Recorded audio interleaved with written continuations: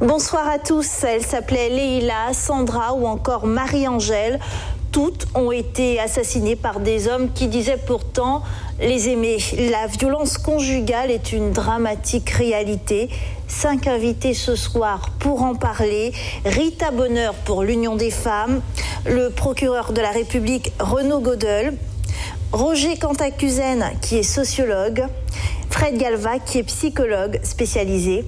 Et bien sûr, vous, Marie-Flore Pronzola, bonsoir. Ce soir, vous allez parler un petit peu en l'honneur de toutes ces femmes qui sont victimes de violences.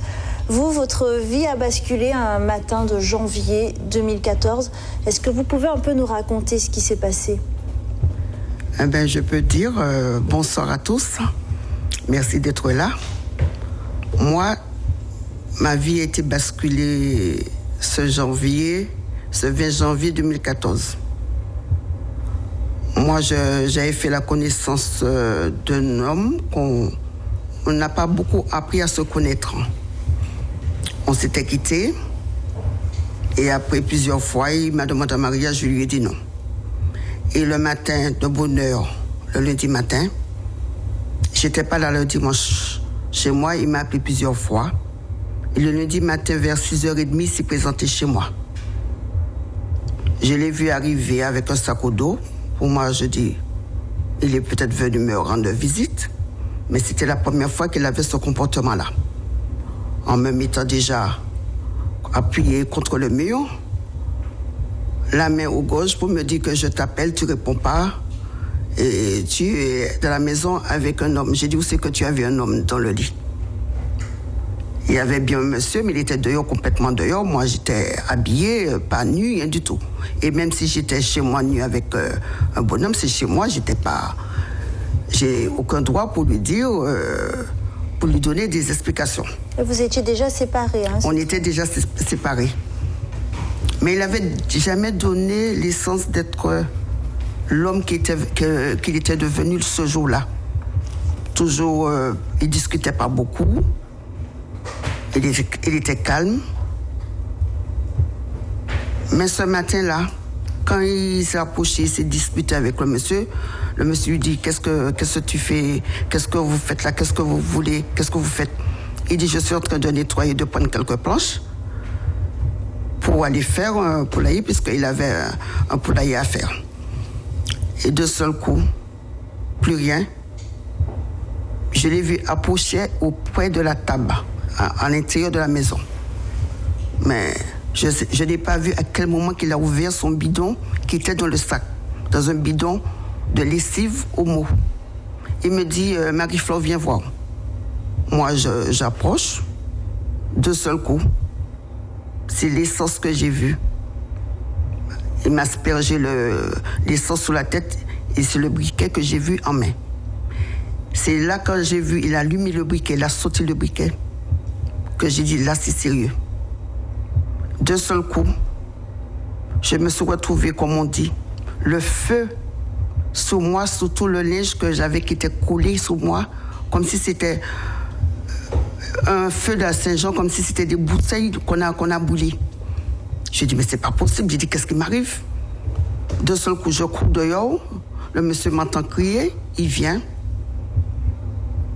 Et il vient, mais il était déjà presque trop tard. De seul coup, j'avais plus de cheveux. Toute ma peau par terre. La robe a fondu sous moi. Il a collé sous ma peau. De seul coup, j'ai crié au nom de Jésus. C'est là, je pense que ma foi m'a sauvée. Et le monsieur a déchiré la robe sous moi pour m'enrouler dans l'air pour éteindre le feu sous moi. Et là, on a appelé les pompiers. Tout. Et lui, il s'est battu avec le monsieur. Le monsieur l'a maîtrisé par terre. Et malheureusement, ce jour-là, j'avais la chance. Ma soeur est passée, ma soeur m'a ramenée au François, on a appelé le secours. Et là, je me suis retrouvée à l'hôpital 2 jours, peut-être 15 jours après ou 20 jours, Après, c'est là que je me suis retrouvée à l'hôpital de Saint-Louis, en métropole. Ma souffrance, mon calvaire, le jour-là, c'est-à-dire que moi, je ne savais pas quelle douleur que j'avais. J'avais froid, j'avais chaud. Tout le monde, j'ai eu le temps d'appeler toute ma famille pour dire que j'étais brûlée à vif. D'un seul moment, François, tout le monde était déjà là. Et je pense que je me suis réveillée, sortie dans le coma, je pense après mon anniversaire en février, puisque j'étais en chambre stérile à Paris. J'ai fait quand même un an à l'hôpital plein, Paris et Saint-Louis, l'hôpital Coubert, à Nancy, tout. Et j'ai eu des greffes partout. J'ai été opérée au moins 12 fois, plusieurs fois, avec des chocs septiques. Je pouvais laisser ma peau. J'ai attrapé des microbes, j'ai attrapé des microbes, j'ai attrapé tout ce qu'on peut attraper de grand boulet. C'est là qu'on dit que moi, je me pose la question, je dis, pourquoi on est arrivé à ce stade-là? Pourquoi avoir cette idée de me brûler à vif? Pourquoi faites l'horreur à une femme? Voilà, une question que d'autres femmes se sont posées. Malheureusement, des femmes qui ont subi la barbarie de certains hommes en Martinique, il y en a peut-être beaucoup trop. Retour en image avec Dominique Legros sur 2 histoires marquantes en Martinique. J'ai entendu crier, j'ai ouvert la porte et puis j'ai vu quelqu'un, je ne peux pas vous dire, je n'ai pas pu distinguer. Et j'ai appelé mon mari. Et mon mari était à l'Ivoire et le bonhomme, il avait un grand couteau. Donc il a dû revenir. Et puis la petite qui passait, son visage tout blanc, je ne la reconnaissais pas. Je lui ai dit, qu'est-ce qui s'est passé? Elle m'a dit que c'est son père qui a mis de l'essence sur eux. Dans ce drame, la femme n'a pas survécu à ses blessures. Elle est gravement brûlée par son ex-compagnon. Une scène de vie devenue trop fréquente. En France, les chiffres pour les homicides victimes de violences conjugales ne sont pas bons. En 2016, 123 femmes ont été tuées par leurs compagnons. En Outre-mer, la Réunion et la Guyane sont en tête du hit parade macabre. Et depuis le début de l'année 2017, la Guadeloupe tente à les rejoindre. Les homicides sont rares en Martinique, mais malheureusement, ils existent. T'as pas peur des hommes? Non, moi pas peur, non. Moi, tu tué. Ouais. Je m'a tué. Mon mari, il s'est tué. Après Sandra et Mélissa, mortes sous les actes de violence de leurs compagnons, le drame le plus traumatisant pour les Martiniquais fut celui qui a anéanti Pascal André. Plusieurs coups de fusil dans le parking de la Galeria, l'époux de cette jeune femme ne l'a pas ménagé. Aujourd'hui, elle a encore des balles logées dans le corps. Complètement diminuée, ce sont ses courageux parents qui en avaient la charge totale. On a réparé pour elle, on a aménagé, on a mis une barrière, on a refait sa chambre pour elle, parce que c'était un peu trop petit, toi. Et maintenant, ça va. Elle commence à marcher. Elle se met debout toute seule, mais auparavant, ça n'allait pas. C'était vraiment dur pour elle. Ce témoignage de Paco, le père de Pascal, date de 2013. Depuis 2 ans, la jeune femme, toujours à mobilité réduite, est prise en charge par le Centre des traumatisés crâniens. Ses parents ne souhaitent plus qu'elle intervienne devant les caméras. La belle et jeune esthéticienne, chef d'entreprise et formatrice, fait partie de toutes ces femmes violentées qui n'ont pu déposer qu'une main courante à la police ou à la gendarmerie quand les violences ont commencé. Aucune valeur pour arrêter l'ignominie et éviter le pire. Rita Bonheur, bonsoir. On rappelle que vous êtes la présidente de l'Union des femmes de Martinique. On entend souvent qu'il faut quitter un homme violent. Mais c'est ce qu'ont fait Marie-Fleur, c'est ce qu'ont fait Pascal André, c'est ce qu'ont fait beaucoup de femmes. Alors est-ce qu'il y a un mode d'emploi pour quitter un homme violent? Un mode d'emploi, ça serait trop facile, hein. D'abord, il faut dire que ça ne se fait pas si facilement que ça. Les femmes n'osent pas partir parce que, pour de nombreuses raisons. D'abord, il y a la peur des conséquences, la peur de partir, la peur s'il y a des menaces sur les enfants, si tu me quittes, je vais tuer les enfants ou je vais me tuer. Il y a aussi la peur de l'avenir, des raisons économiques. Et puis, j'ai envie de dire qu'il y a tout le poids de la société aussi. C'est-à-dire qu'il y a un statut social où il y a une représentation de ce qu'est la famille, de ce qu'est le couple, de tout ce que ça va briser auprès de l'extérieur. Il y a la peur de ne pas être cru parce que très souvent, le conjoint violent, il est violent à l'intérieur de la maison, mais à l'extérieur, c'est quelqu'un de charmant, c'est un bon collègue, c'est quelqu'un de quelquefois qui peut être connu pour quelqu'un de bien. Et donc, aller dire que cette personne est violente, on ne va pas être cru.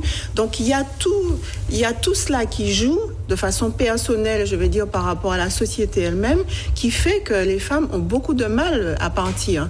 Et puis, il y a le jugement des autres aussi.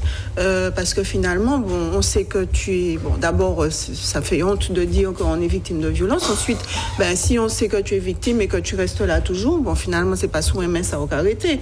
Donc, mais beaucoup d'idées préconçues, justement, là-dessus. Beaucoup d'idées. Mais on a l'impression qu'une fois que la femme a quitté l'homme, en fait, que ça décuple sa violence. Puisque c'est ce que racontait Marie-Flore Pronzola.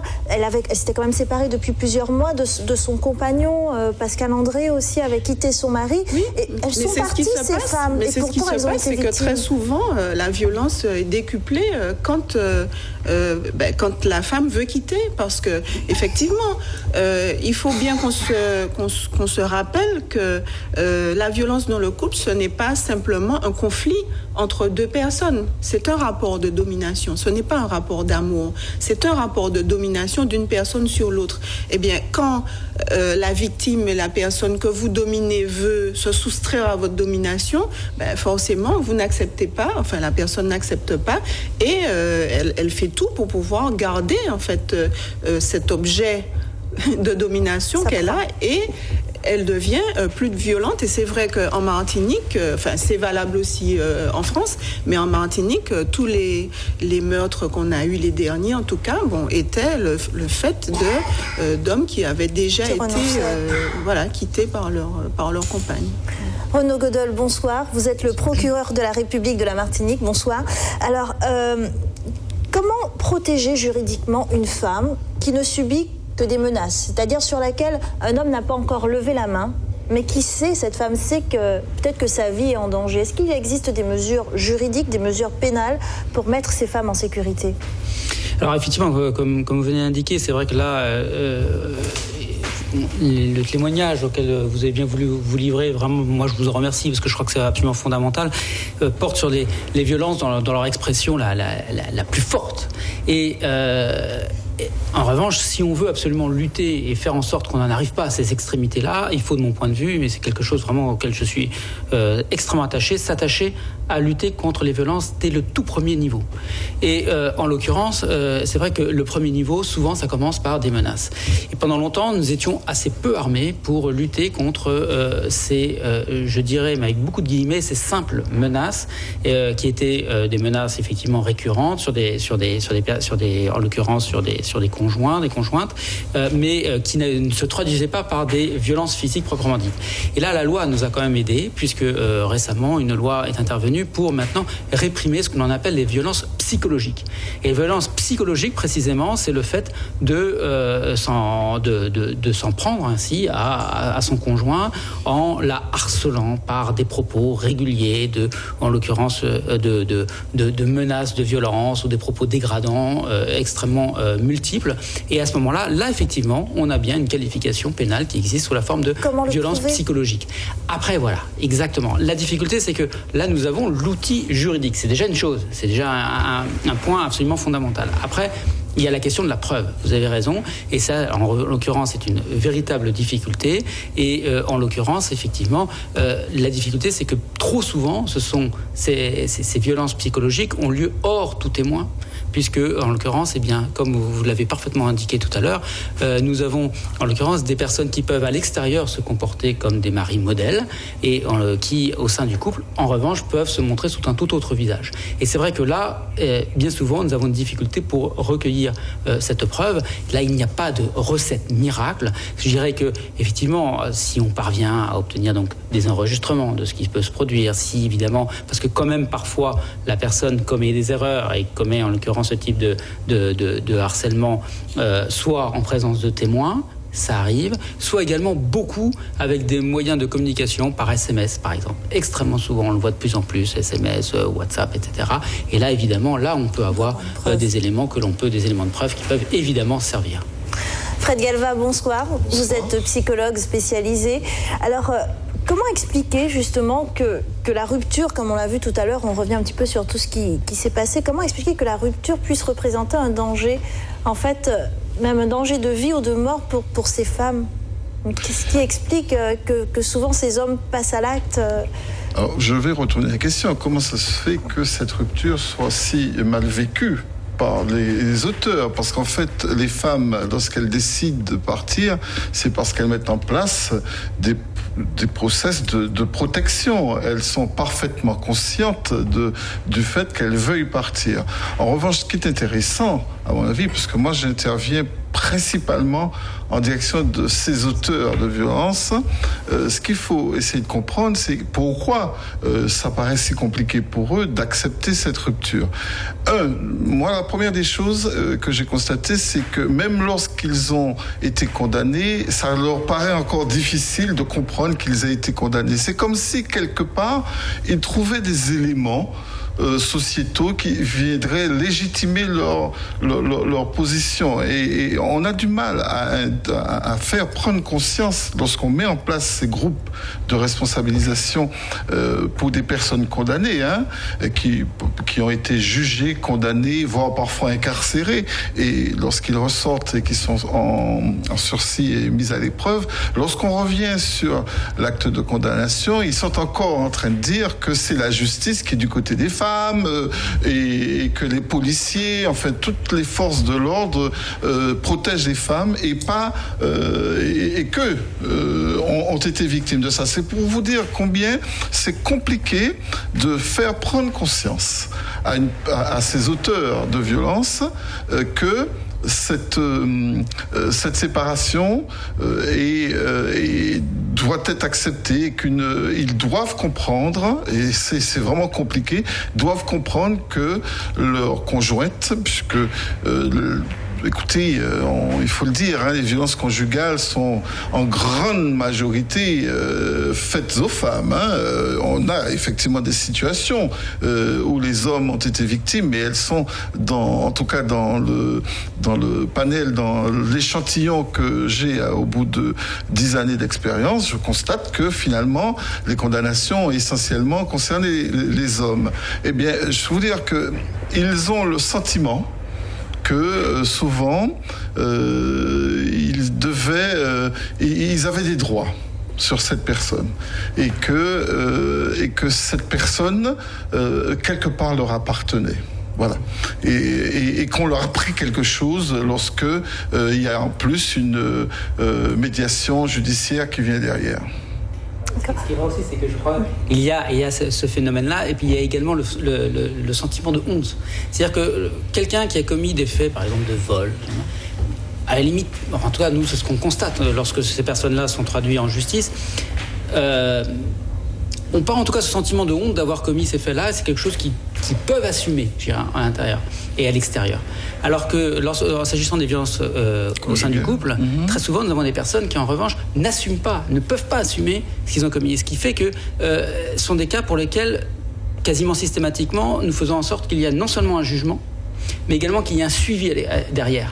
Parce que le suivi est absolument indispensable, comme vous venez de l'indiquer, c'est qu'après, le jugement ne suffit pas à faire en sorte que la personne comprenne que l'acte est interdit.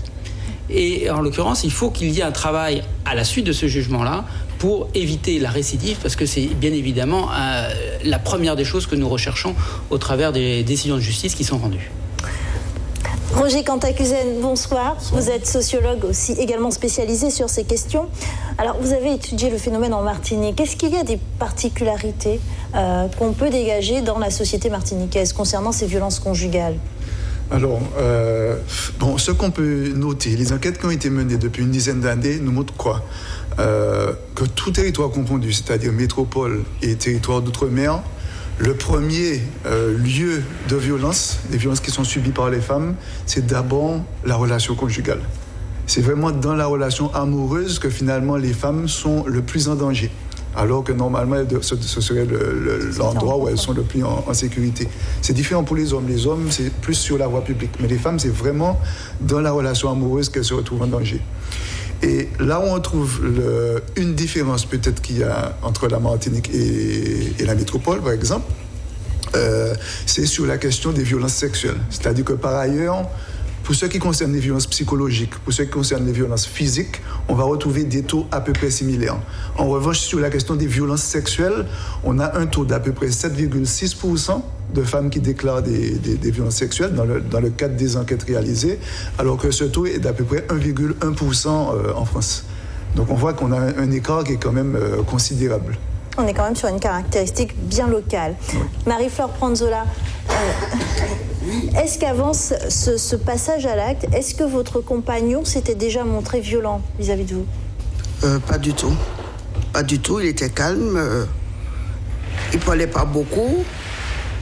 Mais jamais levé la main, jamais haussé la voix. C'est ce jour-là que je l'ai vu. Pour moi, il était méconnaissable.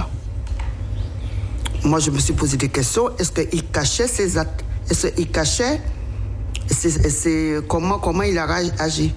Mais ce que je trouve pas normal,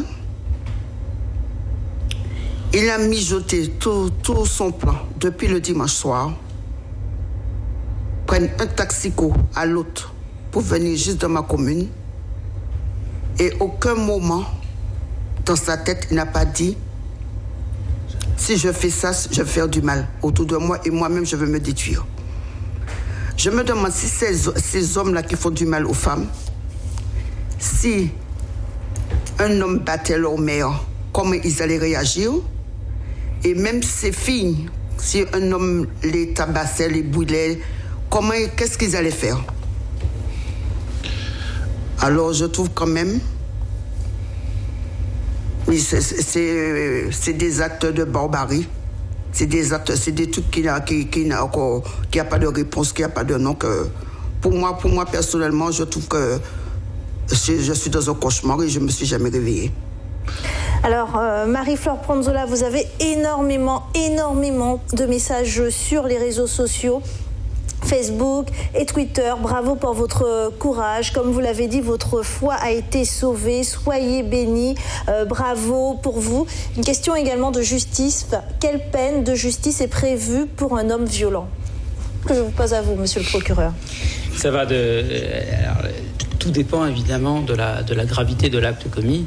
Et en l'occurrence, on va schématiquement d'une peine au départ de 3 ans d'emprisonnement qui est encouru lorsqu'on a des violences au sein du couple, sans qu'il y ait d'incapacité totale de travail, c'est-à-dire sans qu'il y ait de blessures graves commises sur la personne, jusque la réclusion criminelle à perpétuité lorsque l'on a affaire à quelqu'un qui a commis des violences qui ont provoqué la mort de la personne et avec préméditation. Très bien. On va un petit peu avancer dans le débat avec des questions. Enfin voilà, est-ce que en Martinique, les femmes réussissent à faire la différence entre le viol conjugal, on entend peu parler du viol conjugal en Martinique, et le devoir conjugal. Est-ce que vous entendez de plus en plus parler de ça, des femmes qui vous appellent pour dénoncer des viols conjugaux ? Alors, ce qu'il faut dire d'abord, c'est qu'on a, pendant plusieurs années, porté l'accent justement sur les violences sexuelles dans le cadre de la lutte contre les violences dans le couple. Et ça a permis de révéler ce problème du viol conjugal. Parce que l'idée est encore très importante chez nous, enfin chez les femmes comme chez les hommes d'ailleurs, que quand on est marié, il faut se soumettre au devoir conjugal et que ça n'existe pas le viol conjugal. Donc si le conjoint veut avoir des relations sexuelles, même si nous on ne veut pas, même si la femme ne veut pas, il faut quand même le faire. La deuxième chose que je voudrais dire, c'est que les femmes ont, bien entendu, hésitent beaucoup à en parler, n'osent pas en parler parce que c'est l'intime de l'intime. Dire que on subit des violences sexuelles dans son couple.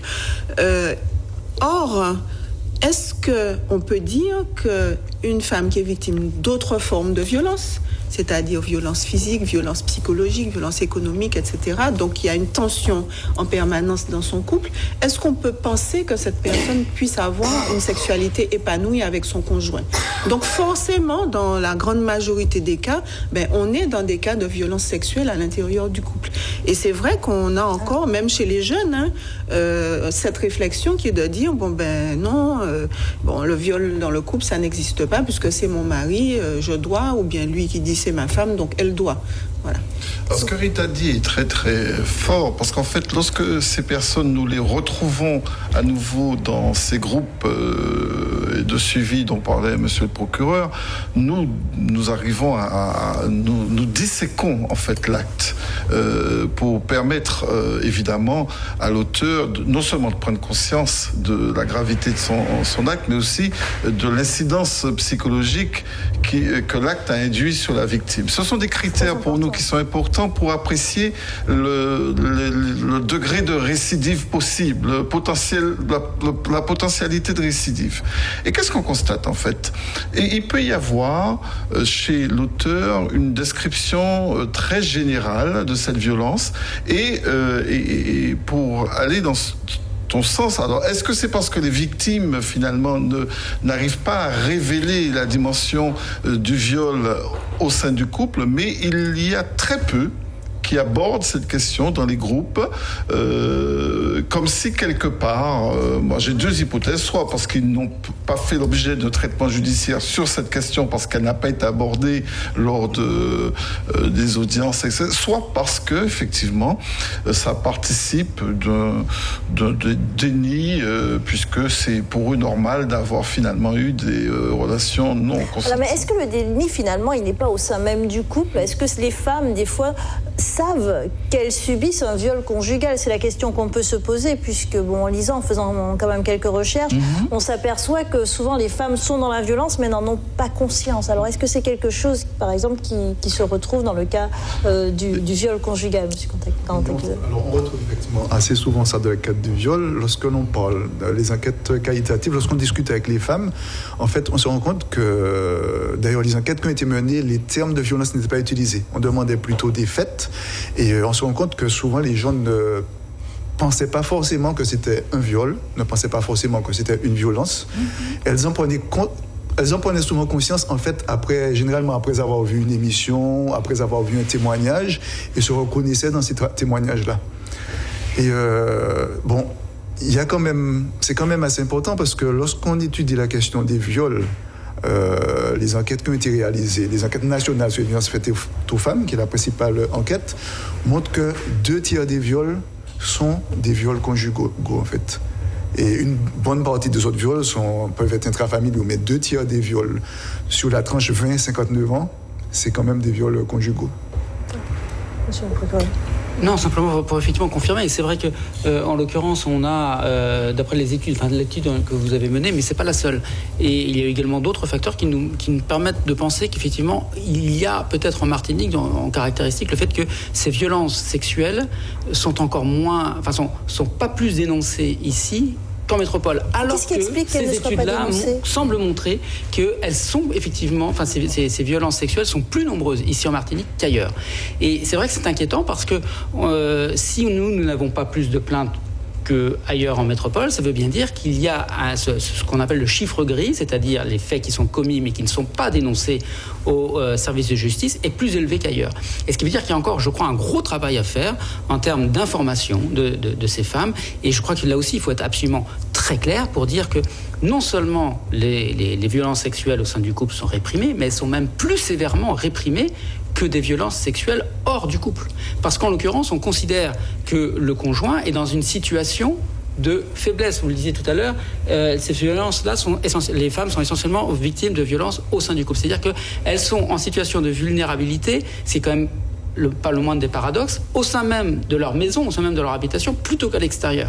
Et en l'occurrence, donc, c'est la raison pour laquelle le législateur a considéré qu'il fallait encore plus spécialement protéger ces victimes particulièrement vulnérables. Et donc là aussi, je crois encore une fois que le message doit être clair. Premièrement, le devoir conjugal, ça n'existe pas. Et deuxièmement, c'est que ces violences sexuelles au sein du couple sont encore plus sévèrement réprimées que les violences sexuelles à l'extérieur. Alors c'est très important de dire que les femmes ne parlent pas non plus parce que aussi on ne leur pose pas la question. Et c'est ça le rôle finalement des interlocuteurs, des professionnels, de tous ceux et toutes celles avec qui elles ont contact et qui pourraient les aider à révéler ce problème-là si eux-mêmes ou elles-mêmes ne se rendent pas compte que pour aider la victime à parler, eh bien, il faut quelquefois l'aider à verbaliser les choses.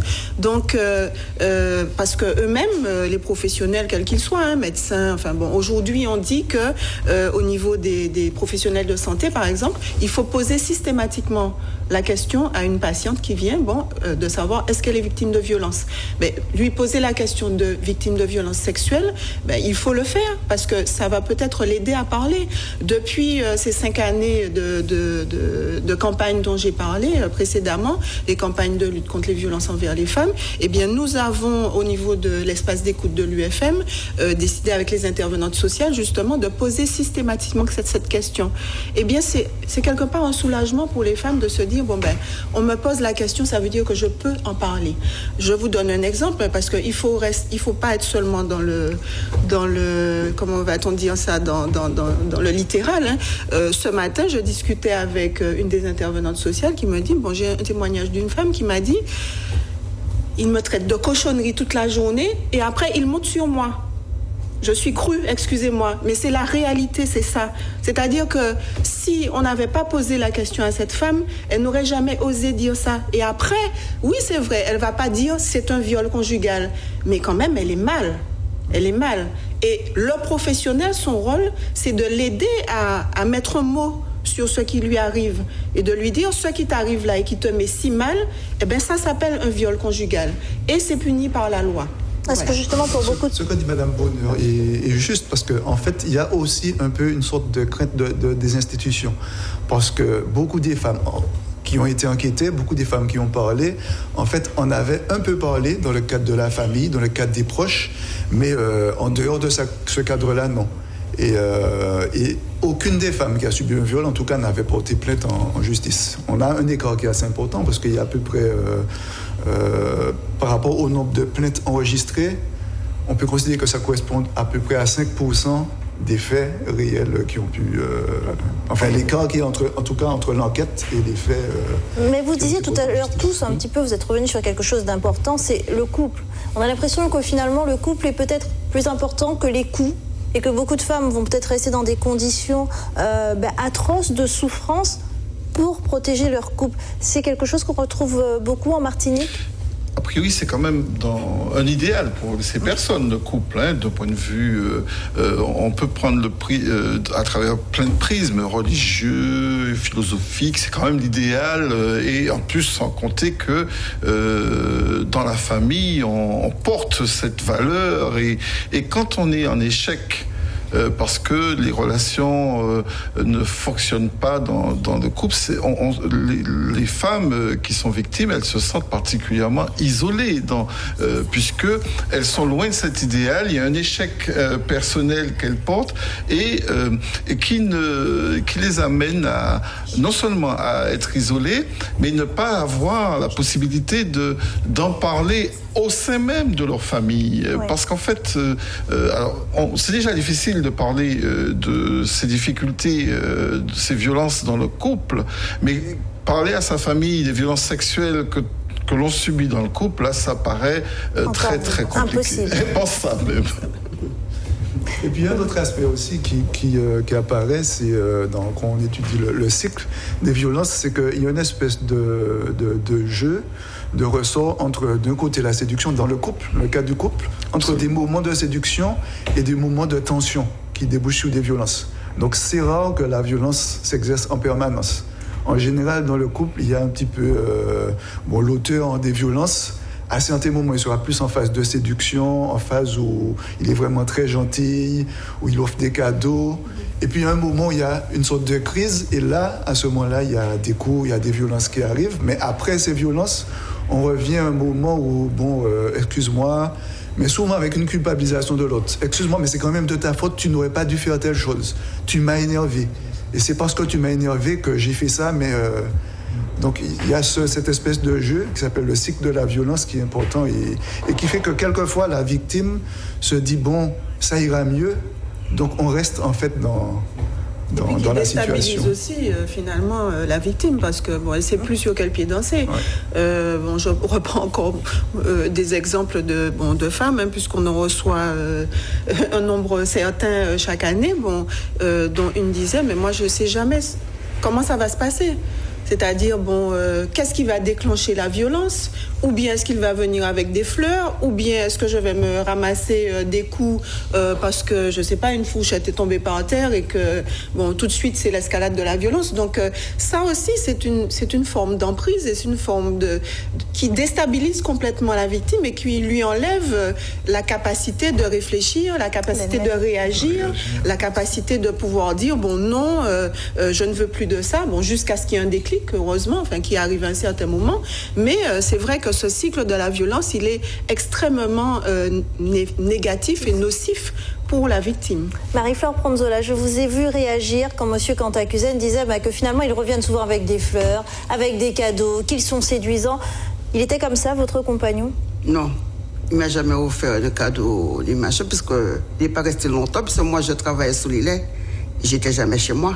En fait, vous vous êtes connus une année, c'est ça? Pas même une année, au moins 4 mois, 5 mois, à bien le connaître. Puisque moi, je restais, comme je travaillais sur l'îlet Oscar, je restais souvent une semaine, 15 jours, souvent, je restais des mois sans descendre. Et lui, il était venu chez moi habité chez moi sans que je lui donne d'habiter. Soit disant, il n'avait pas d'endroit. Mais je lui ai dit, il faut pas que tu restes là, il faut que tu pars. Il faisait peut-être à manger. Quand il savait que je descendais, il allait faire à manger. Mais ce n'est pas le cas. Mais pour revenir, nos grands-parents, tout ça, quand ils étaient machin, ils prenaient des coups. Le conjoint, leur mari leur donnait des coups, mais assez souvent, ils restaient avec les maris parce qu'ils disaient qu'il y avait des enfants derrière. Mais quand on voit, après 10 mois ou 9 mois, on le voit à nouveau en situation de procréer. Ils disent que c'est l'amour. Mais là, pour moi, ce n'est pas l'amour. Puisqu'ils prenaient des coups, le mari arrivait ivre, tout. Ils arrivaient ivres pour leur donner des coups et ils restaient sous les coups, nos grands-parents. Alors, je dis, pour moi, ça, c'est pas l'amour. C'est pas l'amour, c'est pas le câlin. Tout de suite, tu as fait quelque chose de mal, tout. Hein. Ils viennent assez souvent. C'est pour faire des problèmes à la maison, hein. Voilà. Justement, nous allons passer à la deuxième partie de cette émission, puisque est-ce qu'il pourrait exister des solutions déjà juridiques, inciter les femmes à porter plainte en se disant oui, peut-être que ma plainte sera reçue, puis peut-être, qui sait, éducative, puisque Madame Pronzola, vous parliez justement des grands-parents, de ce qu'ils disaient, on prend des coups, c'est peut-être normal, tout ça. Est-ce qu'il faudrait peut-être penser à rééduquer les enfants différemment, peut-être dans le respect de l'autre, puisque la femme, mais l'homme aussi, il y a aussi des hommes battus. Est-ce que c'est une piste que vous envisagez? Alors, monsieur Fred Galva. Écoutez, moi je crois que pour les enfants, il faut très tôt leur faire comprendre déjà qu'un garçon et une fille, ce sont deux personnes égales, qu'il n'y a pas un rôle qui est dévolu aux filles, qui singulièrement en plus les diminuerait, un rôle pour les garçons. Vous voyez, il y a des signes dans notre société qui apparaissent complètement anodins, mais qui finalement, lorsqu'ils sont organisés en paramètres, font le nid de la violence. Puisque Rita disait tout à l'heure que la domination et et c'est elle l'élément moteur de cette violence qui est faite en grande partie aux femmes. Il faut très tôt faire en sorte que ce respect dont vous parlez puisse être distillé dans des rapports de genre. Voyez, parce que je crois que c'est aussi dans cette domination de genre qu'on va trouver cette violence conjugale.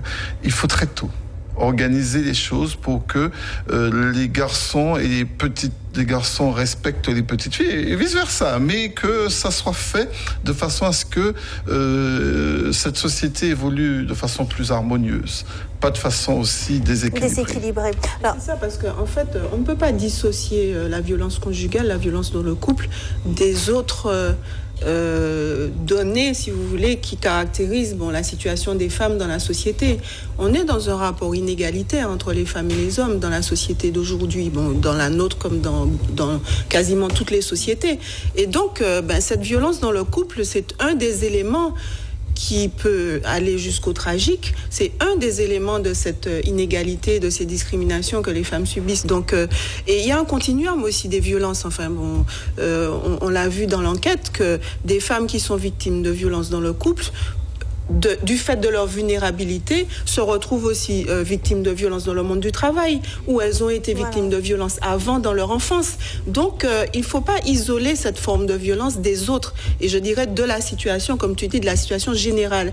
Et donc, cette prévention à laquelle on pense beaucoup, puisqu'on l'a fait déjà, plusieurs d'entre nous font des préventions dans les établissements scolaires, auprès des jeunes, dans des associations, etc., qui est nécessaire, parce que sinon, on va se retrouver à parler des mêmes choses dans 10 ans ou dans 20 ans. Cette prévention, c'est pas seulement une prévention contre les violences, c'est effectivement tout ce qui concourt à un meilleur respect, à une égalité entre les filles et les garçons, entre les femmes et les hommes, à une égalité de rôle dans la société, sans discrimination, etc. Et c'est ça qui peut permettre de faire évoluer les mentalités et faire que demain, on ait moins de violence dans notre société. Bien. Monsieur Godol, monsieur le procureur, vous avez justement travaillé avec monsieur Galva, qui est psychologue, sur un stage de lutte contre les violences conjugales. Alors concrètement, ça va se passer comment ? Premièrement, simplement pour rebondir sur ce que vous indiquiez, c'est que je crois que si on a encore des personnes qui hésitent à déposer plainte, je crois qu'il faut leur passer 2 messages. Premier message, c'est que si elles hésitent pour elles, et lorsqu'elles ont des enfants, je crois qu'il est absolument fondamental qu'elles aient en tout cas cela à l'esprit, c'est que, en tout cas vis-à-vis de leurs enfants, c'est absolument fondamental qu'elles passent à l'acte et aillent dénoncer les faits qu'elles commettent. Pourquoi ? Parce que ce que l'on constate, c'est que, et comme vous l'avez très justement indiqué, c'est que les violences conjugales, elles provoquent des victimes directes, qui sont la femme qui subit les coups, mais vous avez également les victimes indirectes. Et les victimes indirectes, c'est qui ? Ce sont les enfants. Ce sont les enfants qui assistent à ces violences, qu'il s'agisse des femmes qui assistent à ces violences, et si derrière il n'y a pas de réaction, eh bien qu'ils se disent effectivement c'est normal ce que je subis, et effectivement, comme vous l'indiquez très justement, lorsqu'elles seront devenues adultes, lorsqu'elles seront elles-mêmes sous les coups de leur conjoint, eh bien nous pourrons qu'estimer qu'après tout leur propre mère subissait les mêmes choses sans réagir, et donc c'est normal. Donc et puis deuxièmement, fille qui aura une mère qui a pris des coups pourra elle-même se retrouver dans cette situation une fois adulte. C'est exactement ça, et c'est exactement également la même façon que chez l'auteur, chez l'enfant, le garçon qui assiste ainsi à ces coups de manière directe ou indirecte et qui voit bien qu'il n'y a derrière pas de réaction parce qu'il n'y a pas de plainte, parce qu'il n'y a pas de réaction par conséquent judiciaire, il se dit lui-même c'est normal, c'est une relation qui est normale vis-à-vis entre un homme et une femme, et devenu adulte, c'est pas une fatalité, mais on constate qu'il y a beaucoup plus grande proportion de ces garçons qui ont eux-mêmes été témoins de ces violences-là à commettre eux-mêmes des violences, soit envers leur conjoint, soit, comme vous l'indiquez également, à l'extérieur, parce qu'il n'y a pas non plus que les violences conjugales. Donc, je crois encore une fois que c'est absolument fondamental d'avoir bien cela à l'esprit et que nous ayons bien ces plaintes qui soient déposées pour nous, derrière, nous permettre d'entamer ce travail. Alors, ce travail également, ce qui peut être un frein au dépôt de plainte, c'est qu'on va se dire « Ah, mais si je dépose plainte, forcément... mon conjoint va partir en détention. » Voilà, c'est souvent cette image-là que l'on a.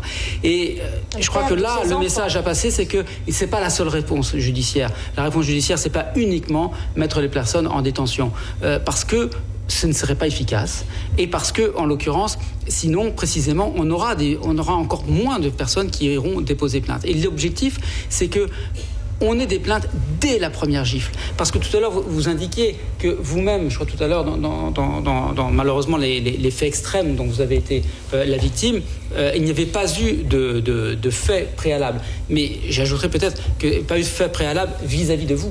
Mais qu'en l'occurrence, je crois tout à l'heure, vous avez bien voulu m'indiquer qu'il y avait eu, en revanche, on a su ensuite au moment du procès, qu'il y avait déjà eu d'autres faits de violence commis par cet individu envers d'autres personnes. Et donc très souvent, on a une graduation dans les violences qui sont ainsi commises. Et donc il est absolument fondamental que l'on puisse agir au plus vite. Parce que, en l'occurrence, on le sait que trop, quelqu'un qui commet des violences, alors souvent ce qu'on dit, c'est que quelqu'un qui a commis des violences recommencera.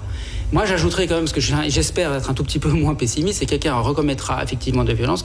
Quelqu'un qui a commis des violences recommencera s'il n'y a pas de réaction immédiate par une plainte et ensuite par une réponse pénale. Alors cette réponse pénale, effectivement, c'est pas toujours détention. Et si on peut intervenir au plus près de la commission du premier acte, à ce moment-là, la réponse pénale, elle doit être éducative. C'est-à-dire qu'on a la répression d'un côté, l'éducation de l'autre, mais il faut combiner les deux.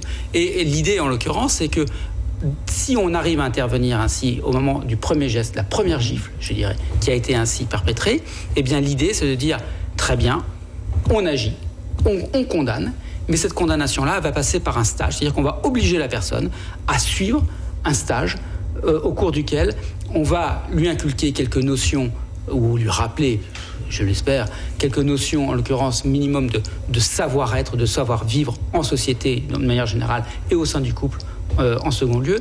Et puis deuxième élément auquel je tiens beaucoup, c'est également, on va lui inculquer ce que j'appelle une stratégie d'évitement. Voilà, une stratégie d'évitement qui permet en l'occurrence de dire, lorsqu'on est en situation où on sent que la pression monte, lorsque l'on sent qu'on va passer à l'acte, qu'on va commettre un acte violent, comment faire pour désamorcer cette situation de violence, comment faire pour ne pas passer à l'acte. Et ça, ce sont quelques notions qui, je crois, sont absolument fondamentales pour éviter que nous ayons cela.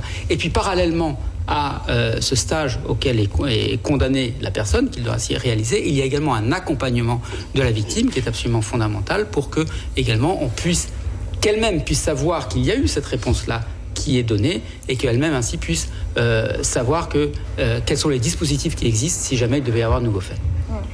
Alors très rapidement, puisqu'on approche de la fin de l'émission et nous avons quelques internautes qui ont posé des questions. Oui, juste sur la question de la rééducation, un petit peu autour de ces questions, elle est vraiment fondamentale. Et je vais vous donner une anecdote du travail sur le terrain. Je travaille beaucoup avec une association, l'association Combit, qui utilise le théâtre forum pour travailler sur des scènes délicates. Et nous travaillons notamment sur la question des relations amoureuses dans les écoles, mais aussi quelquefois avec les adultes.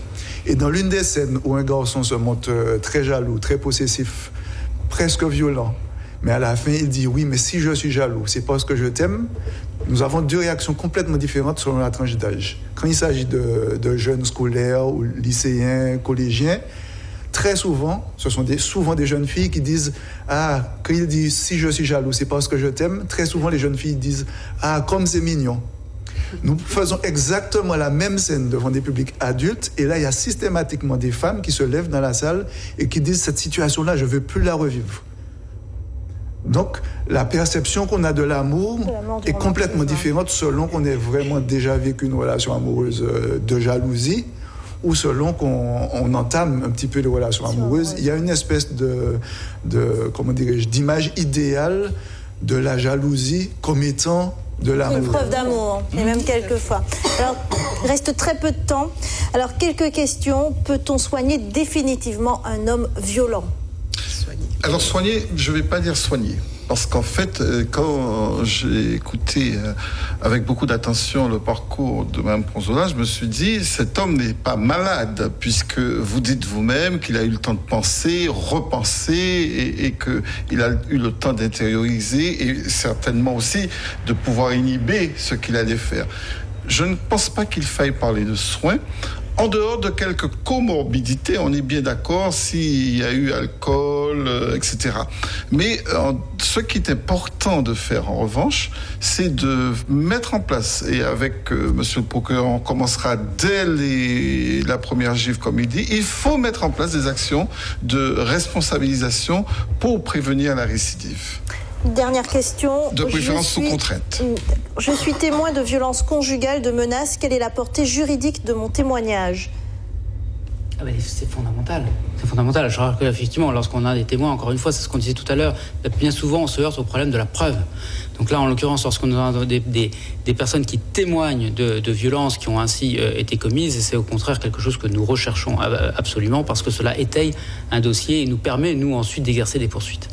Est-ce que ça permet de parler justement de l'entourage, de l'importance du soutien de l'entourage dans ces cas de violence conjugale. Et je voudrais souligner quand même, parce que il faut le dire, qu'on a de plus en plus d'hommes qui sont sensibles à cette cause et qui soutiennent des femmes. Nous, à l'UFM, on reçoit maintenant des appels Alors justement, d'hommes qui vous avez disent... une question pour vous, l'UFM. Oui. Comment aider l'Union des femmes ? Très rapidement, il nous reste peu de temps. En subventionnant comme à hauteur de nos besoins. Je signale tout juste qu'aujourd'hui, en novembre 2017, nous ne savons pas quel est notre budget pour l'année 2017. Voilà. Nos deux principaux financeurs ne nous ont pas encore dit combien ils vont nous donner pour l'année 2017, je précise bien. Voilà. Donc, comment aider ? Mais c'est aussi en renforçant l'association, parce que quelque part, je dis, toutes et tous les personnes qui sont membres de l'UFM ne reçoivent pas des femmes victimes. Mais c'est aussi aider à la sensibilisation, à répandre ces idées d'égalité entre les femmes et les hommes, etc. Voilà. Très bien. Voilà. Marie-Flore Pranzola, voilà, on arrive à la fin de l'émission. Est-ce que vous auriez un message à passer à toutes ces femmes qui aujourd'hui souffrent en silence, qui ont peut-être peur de frapper aux portes de la justice ou peur de frapper aux portes des associations de soutien de femmes? Qu'est-ce que vous pourriez leur dire aujourd'hui? Je pourrais dire à toutes ces femmes, il ne faut pas avoir peur de dénoncer. Il faut aller de l'avant. Ne restez pas dans leur coquille. Puisque, comme on dit, l'Union des femmes est là à leur écoute, il faut dénoncer. Et puis, qu'est-ce que je peux dire? Toutes les jeunes filles qui fréquentent, de faire attention, d'en parler à leurs parents, à leur mère, si leurs petits copains font des crises de jalousie. Et puis, nous, en tant que femmes, on demande à être aimées, on demande pas à être battues. Puisque l'amour est bien, mais en même temps, les problèmes aussi s'ajoutent. Alors, qu'est-ce que je peux dire? Non à la violence, et puis... De ne pas hésiter peut-être à porter plainte. D'en parler. Voilà. Merci beaucoup Marie-Flore Pranzola d'avoir accepté notre invitation. Merci à vous tous, à nos invités d'avoir été là ce soir. Évidemment pour aider toutes ces femmes qui souffrent, pour toutes ces femmes victimes. Des numéros se sont affichés normalement sur vos écrans, des numéros que nous vous conseillons de noter et évidemment de ne pas hésiter à appeler. C'est déjà la fin de cette émission. Merci à vous de l'avoir suivi. La semaine prochaine, vous avez rendez-vous avec Catherine Gognier-Cléon pour une enquête réalisée par Sanga Fagour. Elle portera sur les réseaux sociaux. Excellente soirée en notre compagnie.